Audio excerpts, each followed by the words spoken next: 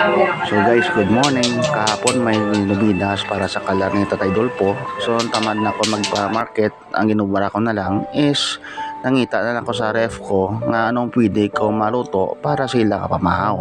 So may nakita ko din sang chicken liver, chicken bilog, isa ka egg, isa ka pasit canton nga lakimi, ang isa ka yellow nga canton, and then talingamo or sa English herbos mushroom. And muna again luto ko. So karon nagisa na ako. Punta ko na sa tubi.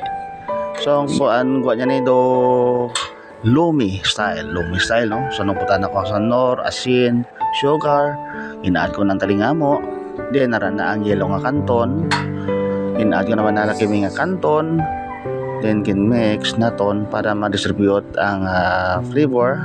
Then of course inaad ko na lang ang seasoning sang kanton naton nga lakimi. Then I add black pepper, so ara na sila manok tapos na ang nobina. And then nag-add ako sang mixed chopped cabbage with carrots, and then beaten egg, and then add ako sang shallots o kondon sibuyas, so tanawabla dolo may mansura ya. So ara na nagapamahaw na sila. Tapos nagiman ang nobina, ubay man Ginoo ang kalag ni Tatay Dolpo sa imo nga puluyan.